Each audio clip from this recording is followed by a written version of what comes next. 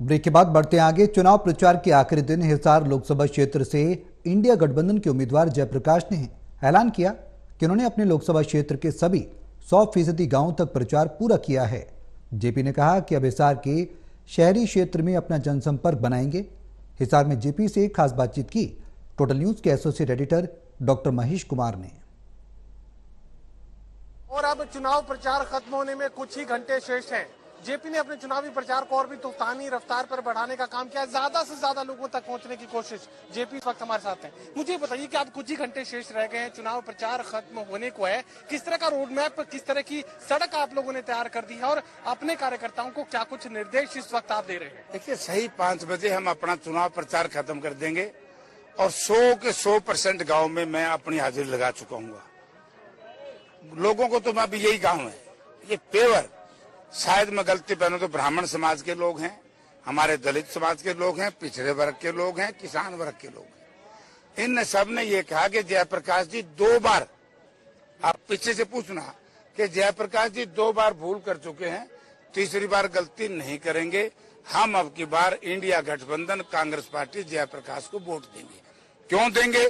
क्योंकि 10 साल में भाजपा ने और इन दूसरे सहयोगी दलों ने यहाँ पर कोई काम नहीं किया। ये तमाम जो चीजें आप तमाम वोटर्स को समझा रहे हैं कि इंडिया गठबंधन देश में और कांग्रेस पार्टी हरियाणा में क्यों जरूरी है? इसलिए जरूरी है कि जहाँ हम विकास छोड़ के गए थे, रोजगार छोड़ के गए थे, रोजगार नहीं, बेरोजगारी चरम सीमा पर, कानून व्यवस्था की स्थिति चौपट हो चुकी है, विकास कार्य है नहीं, संविधान को खतरा तो देश को खतरा, देश को करता है प्रजातंत्र को खतरा। संवैधानिक संस्थाओं को बचाने के लिए, देश को बचाने के लिए कांग्रेस भी जरूरी है, देश में इंडिया गठबंधन भी जरूरी है। लोकसभा चुनाव में अक्सर ऐसा देखने को कभी नहीं मिलता है कि मैन टू मैन मार्किंग देखने को मिले, लेकिन पंचायती चुनाव जैसे कि सरपंच का चुनाव जो है गाँव में लड़ा जाता है, इसी तरीके से लोकसभा का चुनाव हिसार में लड़ा जा रहा है। नहीं, देखिए फर्क है। बीजेपी चुनाव लड़ रही है अपनी खुद पे, क्योंकि उसके मंत्री का नाम रख दिया कैंडिडेट का छापा मार मंत्री। बहुत लोग लूटे हैं उसने छापे मार के। मेरा चुनाव जनता लड़ रही है, तो स्वाभाविक है जब जनता चुनाव लड़ेगी तो फिर सरपंची जैसा तो हो जाएगा।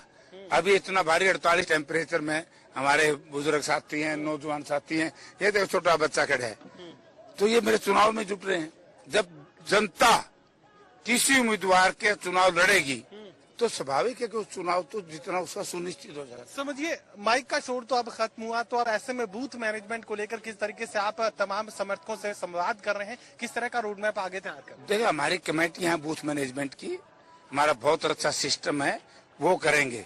मैं तो कल भी मैन टू मैन कांटेक्ट करूंगा, क्योंकि एक चर्चा थी बोला 8 असेंबली में तो कांग्रेस जीतेगी, गठबंधन जीतेगा, शहर में नहीं जीतेगा। 3 दिन से आप शहर का देखिए जरा, शहर की फिजा कैसे बदली है। और कल के बाद तो शहर ऐसे बोले जैसे कुकी मारेगा कि जेपी, क्योंकि गैस जलाओ जेपी याद, टेलीफोन बजाओ जेपी याद, बढ़िया सड़क पर टूटी हुई सड़क पर चालोगे बोला जेपी होता ठीक था। रेडी वाले ने डंडे पीटे, पुलिस वाले मैंने थड़े बनवाए थे। हर आदमी, इवन जो ये ऋषिनगर है, न्यू ऋषिनगर, कल एक औरत ने बड़ा गजब का मेरे को कह रहे, बोला जयप्रकाश खांचे में चल करते, किचन में गड़ी तेरी दी है जब तू एमपी था। गया रहा 14 सेक्टर में, बोला दोनों बड़े बड़े द्वार 14 सेक्टर के जेपी साहब आपने बनाए हैं। तो रणजीत ने किस बात के वोट शहर में, वोट शहर जेपी को देगा, इसको कौन देगा? छापे मार को, भ्रष्टाचारी को, जो बिल्कुल राजनीति का जिसने सत्यानाश करके रख दिया, जो अपना बाप का नहीं होया, इलाके के लोगों का क्या होगा? लोग तो इसे सीख लिए। चलिए, टोटल न्यूज़ से बातचीत के लिए शुक्रिया। जेपी कहने की कोशिश कर रहे हैं कि लगातार वो वोटर्स के बीच बने हुए हैं और अब शहरी क्षेत्र में अपना फोकस वो करने जा रहे हैं। चुनाव प्रचार, माइक का शोर भले ही खत्म हो जाए, लेकिन अब शहर की सड़क पर वो निकलेंगे और ज्यादा से ज्यादा लोगों से जनसंपर्क कार्यक्रम को आगे बढ़ाएंगे। सहयोगी कमल के साथ doctor Mahesh Kumar, total news Hisar.